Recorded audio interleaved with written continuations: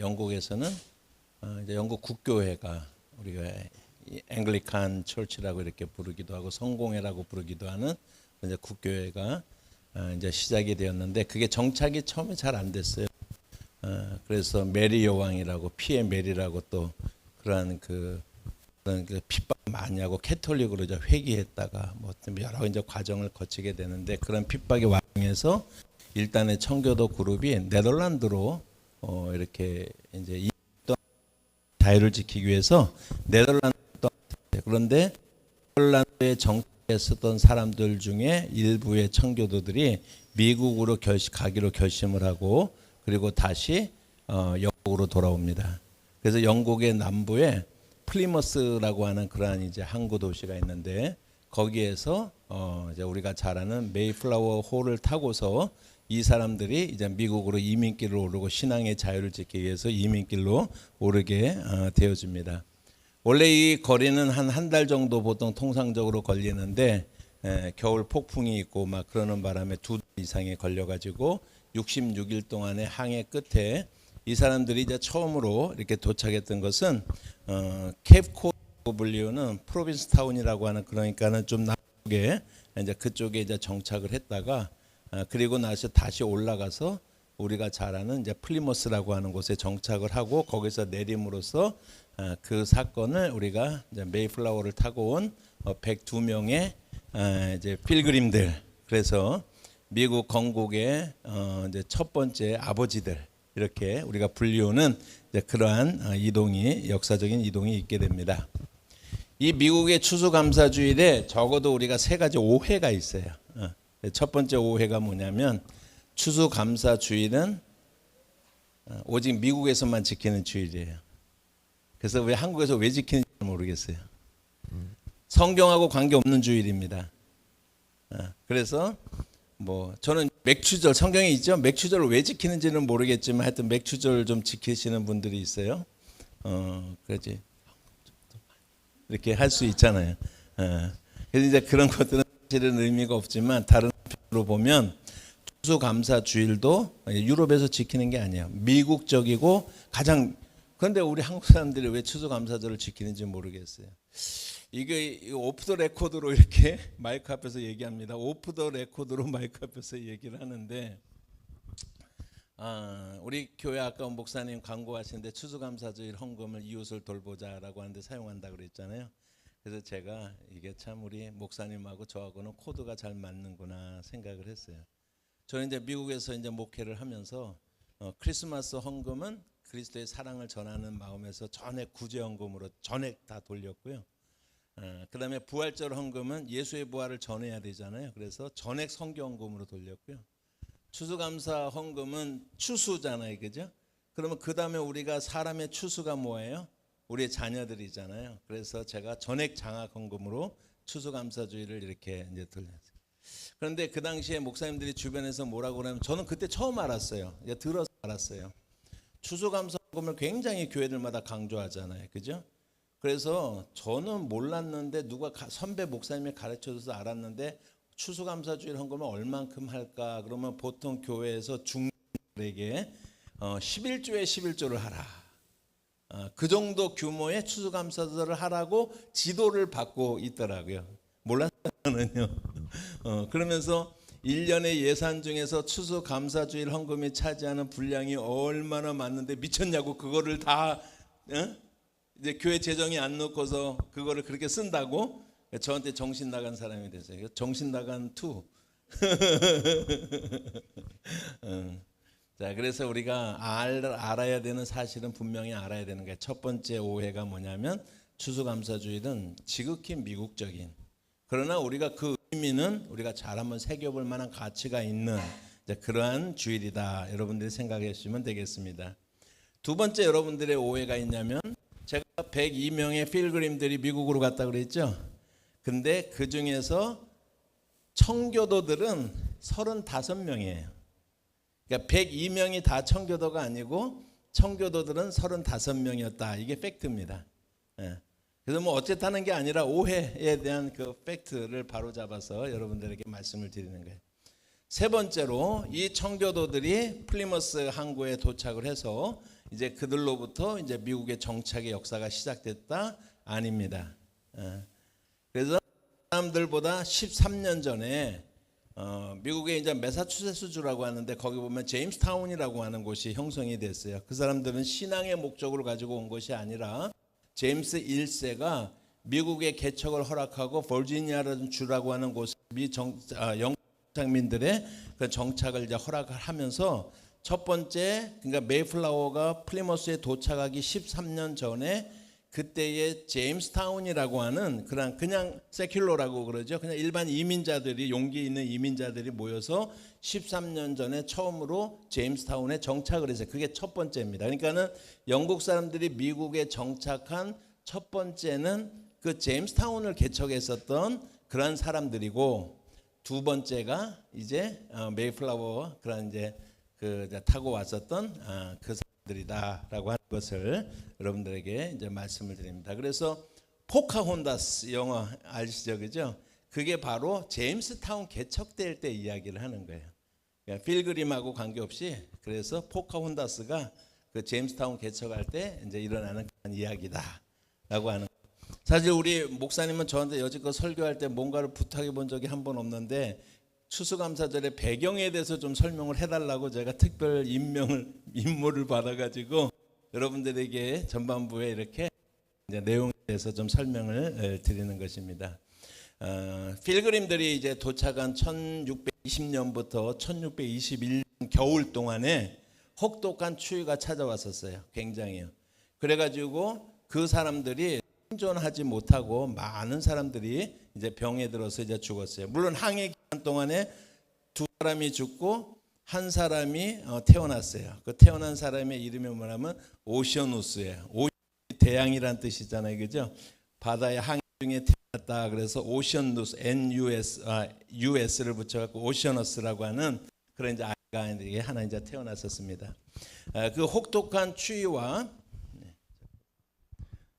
혹독한 추위와 그리고 풍토병, 생전 겪어보지 못한 환경에 있을 때, 여러분 이제 남미에 보면 스페인 사람들이 엄청난 군대를 보내가지고 엄청난 그래가지고 남미를 정복한 게 아니라 남미 사람들이 백인들이 가지고 병에 대해서 아주 그냥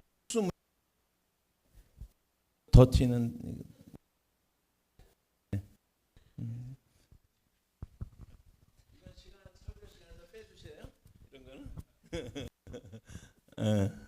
그래 이제 그랬기 때문에 풍토병으로 죽은 사람들, 그러니까 풍토병이 아니라 그 전염병 때문에 죽은, 전염에 대한 항체가 전혀 없는 그런 사람들이 그래서 이제 많이 죽었었던 그런 역사들을 생각해 보시면 또 그들이 이 전 환경의 지역 속에서 풍토병으로 인해서 그리고 영양실조로 말미암아서 많은 사망자를 냈습니다. 이들이 정착할 수 있었을 때 가장 큰 도움을 준 사람들이 인디언들. 그래서 그 당시에 인디언들이 북미주 대륙에 한 3천만 명 정도로 추정되면서 살고 있는데 그 사람들이 지금은 한 몇십만 명 단위로. 한 번만 더 기회를 달래요. 뭐 위를 잡아라. 네, 제가 잘못했군요. 그래가지고 한 3천만 명 정도로 추산이 되는데 그런 사람들이 지금 몇십만 명 단위로 나왔으니까 그게 얼마나 그 인디언들이 지금 말살되고 있는지. 처음에는 그 사람들을 도와주어서 백인들이 정착할 수 있게끔 도와준 사람들이 인디언들이다. 그래서 뭐 필요 없지만은 정보가 필요 없지만은 완파누아 그 족이라는 인디언들 수많은 이제 부족들이 있지 않습니까? 그들의 도움 때문이었습니다. 그들이 그 먹을 것을 옥수수를 제공해 줬고 또 옥수수 씨앗을 주면서 농사법을 그 땅에서 농사를 짓는 법을 가르쳐 줬습니다.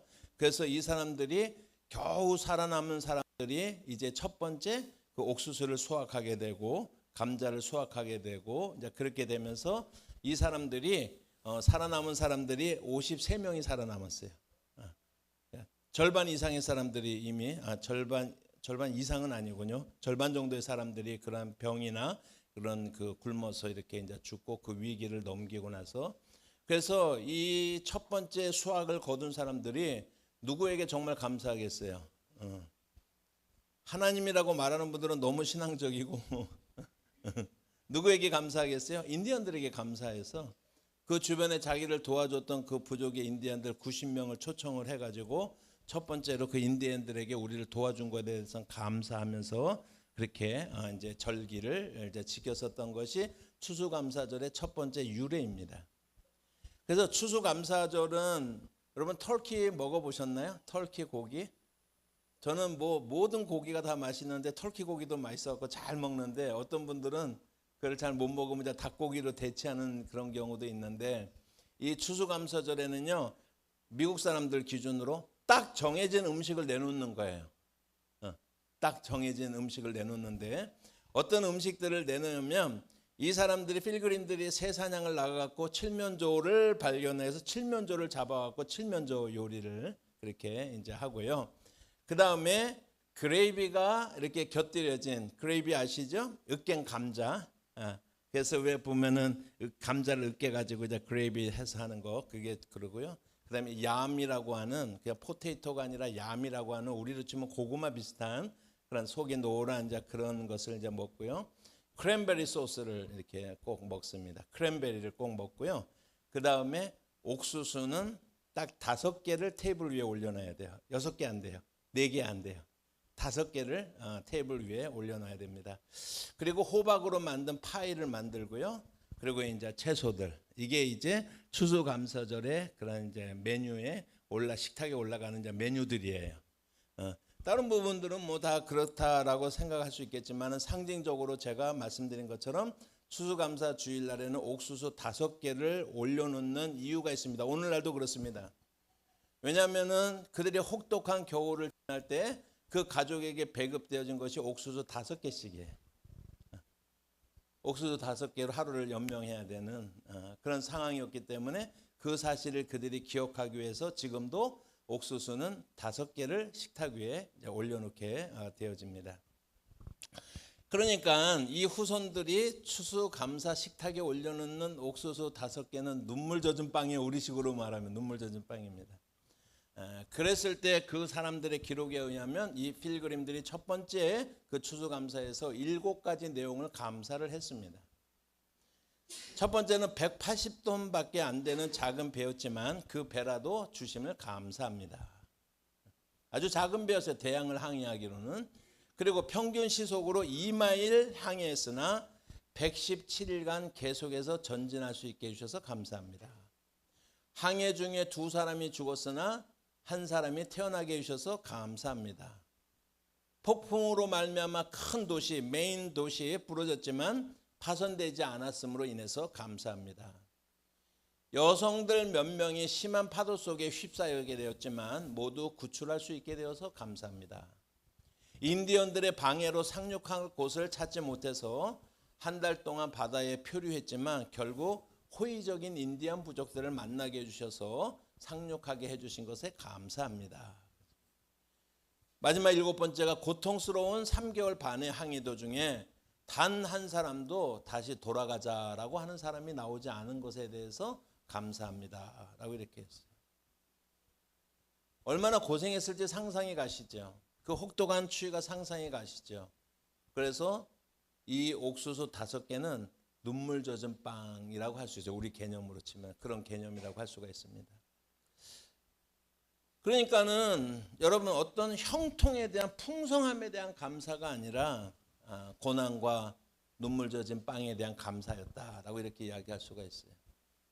여러분들이 약간 이제 옛날에는 이발소에 가면요 삶이 너희를 괴롭히거든 뭐 이런 이제 그런 거 붙어 있잖아요, 그죠? 이런 거 이제 붙어 있는데 그런 식으로 우리가 쓰는 말들 중에서 눈물에 젖은 빵을 먹어보지 않은 자들과는 인생을 논하지 말라 이런 얘기 어디서 들어봤어요? 젊은 사람들도 그런 얘기 정도는 알아야 돼요. 우리 인생에 눈물 젖은 빵을 우리 요즘 젊은 사람들은 눈물 젖은 빵의 의미를 잘 모르지만은 이제 한국 사회가 이렇게 갑자기 부자가 됐지만 그 전에는 정말 어렵게 살았었던 그 시절 때문에 하긴 뭐 저도 우리 아이들한테 얘기하면 그래서 어쩌라고요 우리한테 그렇게 얘기는 하긴 합디만은 이제 그런 말 정도는 그게 누가 한 얘기냐면 대문호인 괴테가 한 얘기예요. 눈물 젖은 빵을 먹어보지 않은 사람하고는 인생을 논하지 말아라 라고 하는 게 이제 괴테가 이제 그런 이야기를 했는데, 이 괴테의 그러한 그 장편 소설 중에서 빌헬름 마이스터의 수업시대라고 하는 그런 장편이 있는데, 그 내용에 보시면은 하프 타는 사람의 노래라고 하는 얘기 있어요. 이걸 잘 한번 들어보세요. 거기에 나오는 시인데, 괴테가 한 말입니다. 눈물에 젖은 빵을 먹어보지 않은 자, 슬픔의 참 밤을 눈물로 지새워보지 않은 자, 이들은 하늘의 힘을 알지 못한다.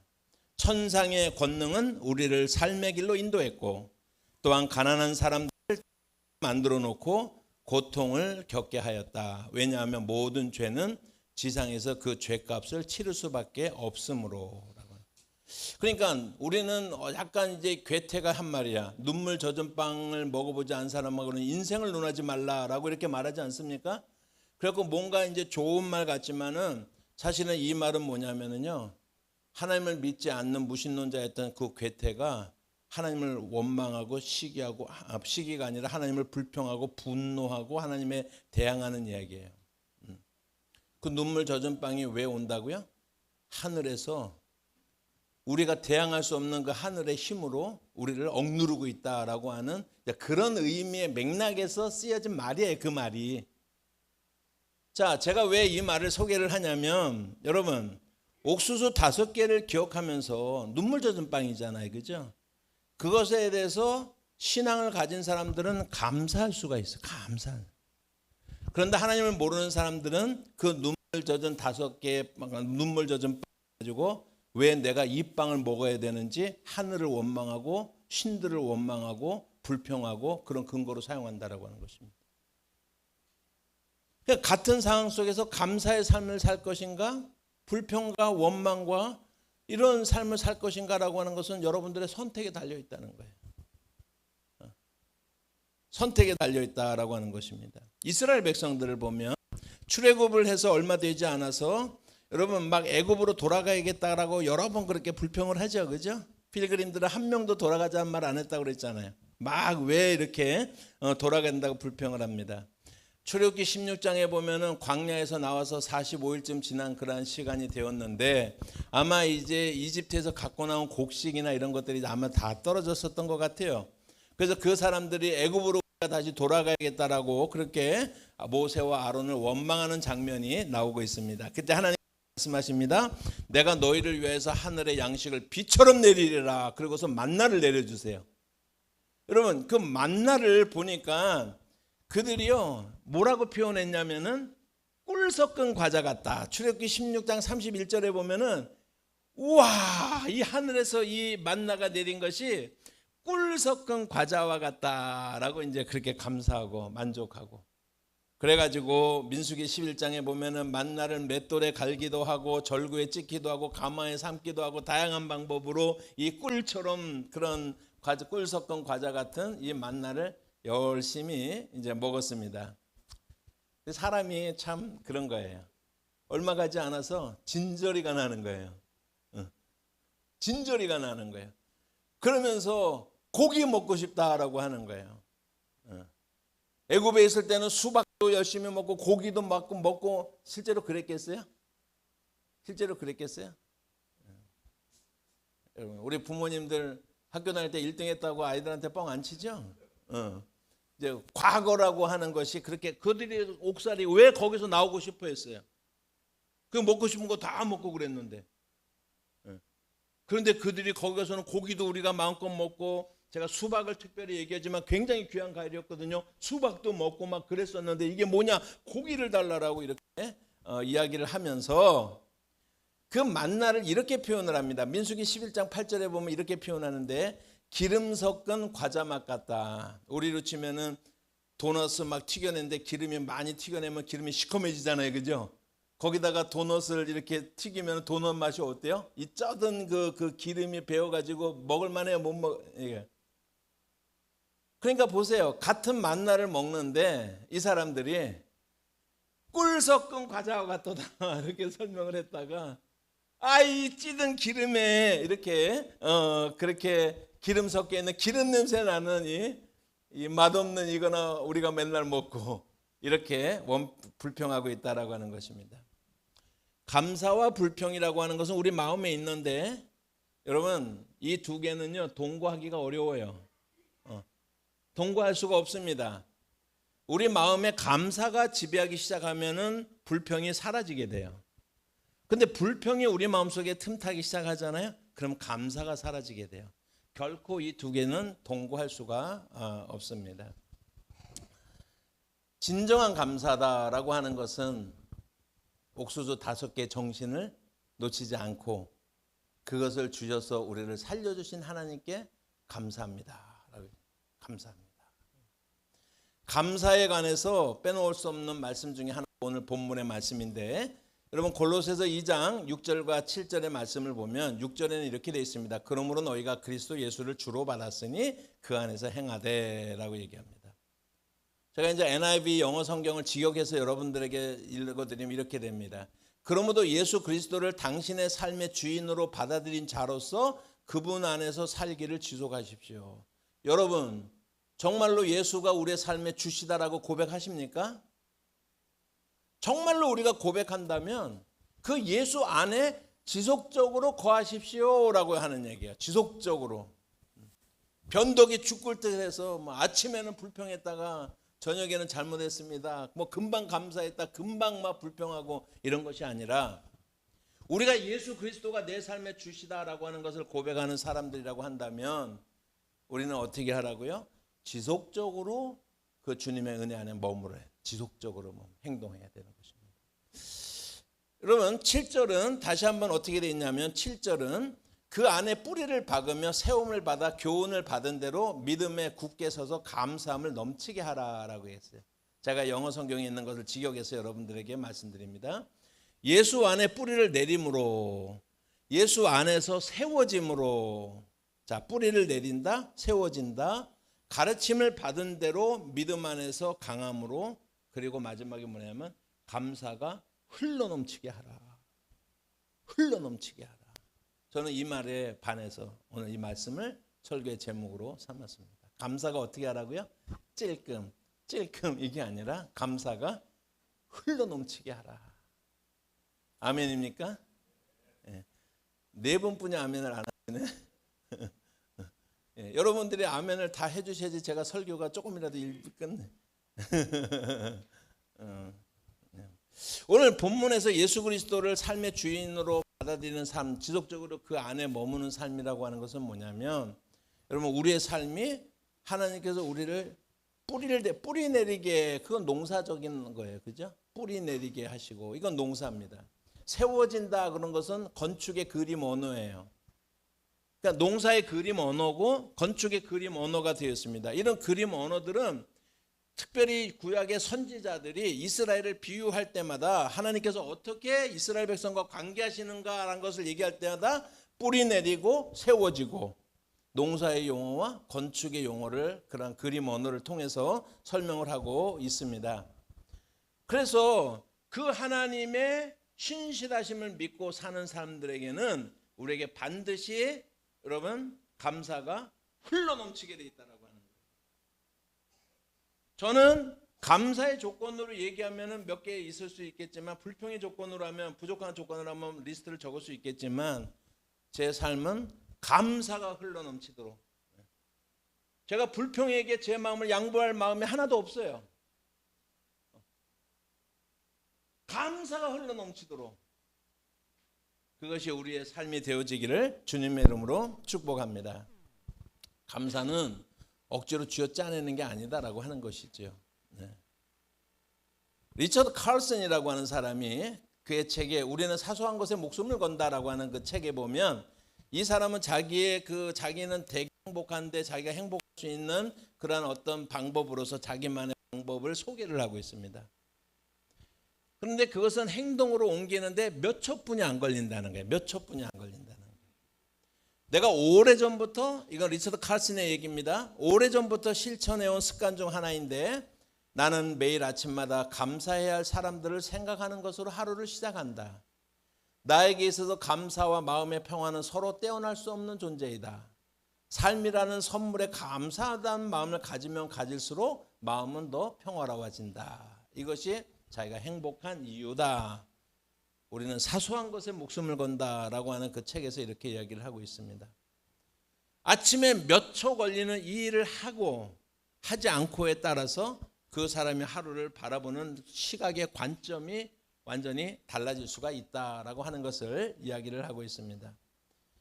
제가 이제 미국에서 이제 미국 교회 이제 예배 어느 날 그 추수감사 때 참석했을 때 추수감사절 그 미국 목사님의 설교 제목이 뭐냐면 Thanksgiving is not Thankskeeping이라고 돼 있어요.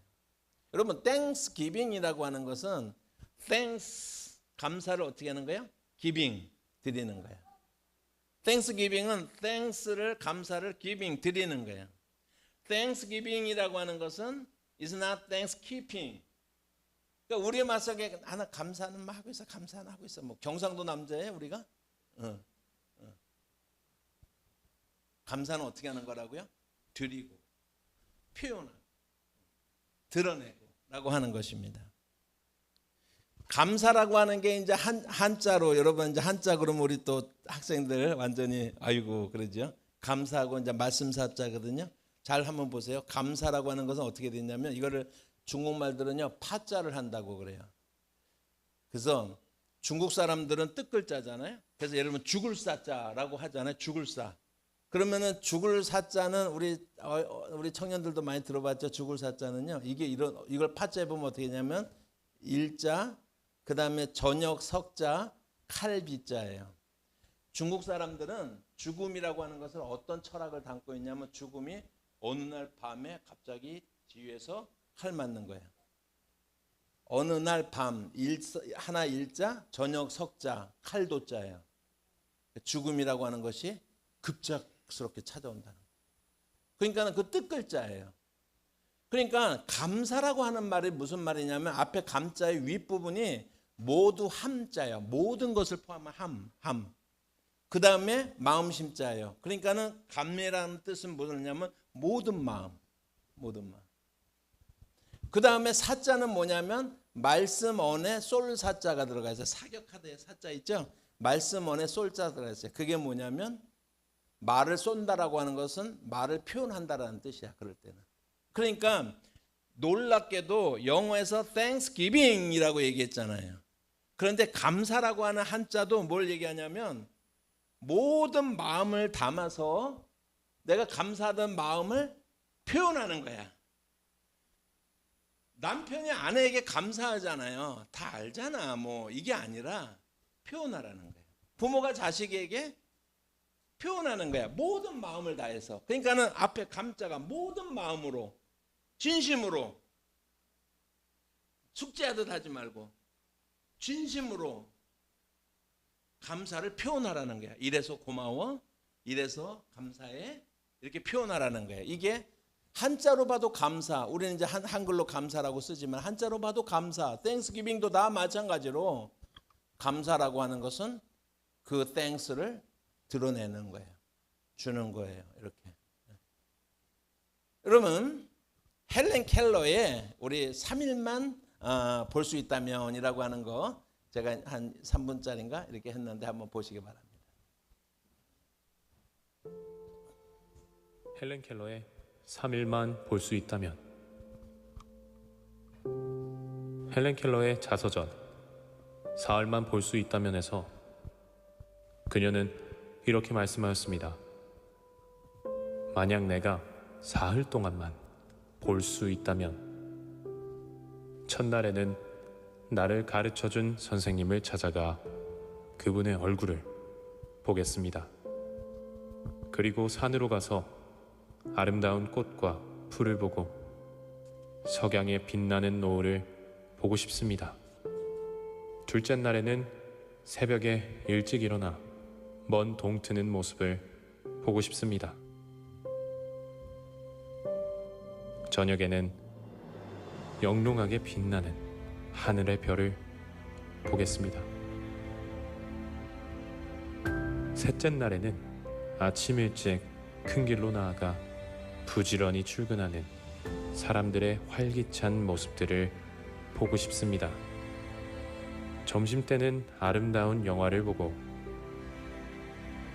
저녁에는 화려한 네온 사인과 쇼윈도의 상품을 구경하고 저녁에 집으로 돌아와서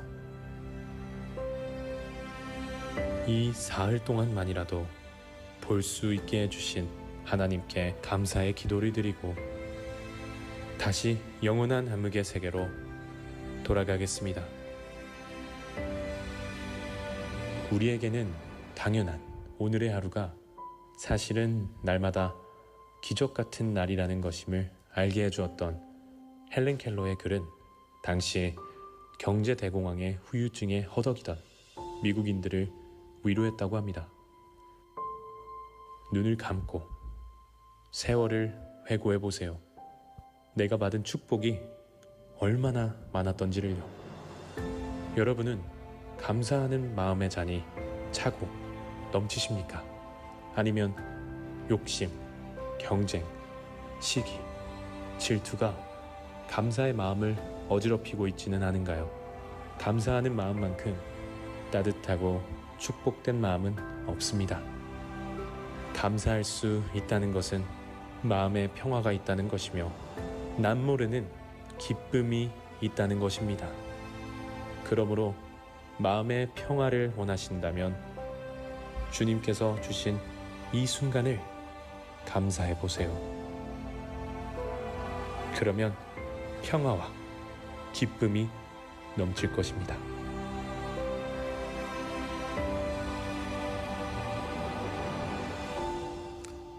우리가 잘 아는 것처럼 헬렌 켈러는 듣지 못하고 보지 못하고 말하지 못하는 사람이었잖아요. 그가 역사상 가장 위대한 위인 중에 현대사의 위대한 위인 중에 한 사람으로 꼽히는 이유들을 우리가 세상 반복할 필요는 없지만은 평생 듣지 못하고 보지 못하고 말하지 못했던 그 사람이 자기의 자서전 제목이 내가 사흘만 볼 수 있다면 이라고 하는 글에서 나왔던 그러한 이야기입니다. 여러분, 헬렌 켈러에게는 이루지 못할 이것만 있어 내가 감사하겠다 하는 것을 우리는 날마다 누리고 있잖아요. 적어도 날마다 누리고 있잖아요. 우리의 마음의 기준을 어디에 두느냐라고 하는 거예요. 하나님에게 맞춰서 하나님 안에서 우리가 감사할 수 있는 사람이라면 우리의 감사의 조건은 차고도 넘친다라고 하는. 하지만 이 시대는 특징이 뭐냐면 불평의 시대예요. 감사의 시대가 절대로 아닙니다. 아재 개그 하나만 할게요. 바람이 세게 부는 날에 독수리와 참새가 서로 반대 방향에서 이렇게 막 달려오다가 꽝 부딪혔어요. 이걸 뭐라 그러는지 아세요? 극히 드문 현상. 극히 드문 현상. 이런 일은 잘 안 일어납니다, 여러분. 아재 개그였는데. 네. 제가 우화 하나를 좀 소개하려고 그래요. 이게 우화에 하나님께서 두 천사에게 바구니를 하나씩 주시고 땅에 내려보내면서 각각 임무를 두 천사에게 임무를 줬습니다. 첫 번째 천사의 임무는 사람들의 소원을 담은 바구니에 올려라. 바구니를 이제 담아서 가지고 와라. 두 번째 천사에게 주어진 임무는 사람들에게 감사를 담아서 바구니에 이제 담아서 올라와라라고 얘기했는데 얼마의 시간이 지나지 않았는데 두 천사가 다 죽었어요. 그래서 왜 죽었냐면은 이 소원을 담아와라라고 하는 그런 바구니에 담아오라고 하는 천사는 사람들이 소원이 너무 많아가지고 그거 그냥 담아서 올리고 담아서 과로사했어요. 그랬어요. 감사를 담아서 올려라라고 하는 천사는 왜 죽었냐면 고독사했어요. 하도 감사하는 사람이 없어가지고 이리저리 이렇게 떠돌아다니다가 고독사를 했다고 그래요. 우하지만은 뭘 보여주고 있습니까? 감사가 우리를 지배하고 있는지 불평이 우리를 지배하고 있는지를 분명하게 보여주잖아요. 그래요, 안 그래요? 여러분, 우리의 삶 속에서 저만 하더라도 소원의 바구니는 항상 채울 수 있는데 감사의 바구니는 쥐어짜내야 돼요. 막 이렇게 쥐어짜내야 돼요. 리처드 칼슨이 아까 얘기한 것처럼 여러분의 삶 속에서 작은 것이지만 아침에 눈을 떴을 때 오늘 감사할 일을 생각해보고 감사할 사람을 생각해보고 하루를 시작할 수 있기를 바랍니다. 마지막으로 한 가지만 더 말씀드려 추수감사 주일인데 감사가 진정한 감사가 되기 위해서 반드시 해야 될 일이 있습니다. 있어야 될 일이 있습니다. 제가 PPT 좀 부탁을 드렸는데 신명기 16장 10절과 11절 말씀 한번 띄워주시기 바랍니다. 네.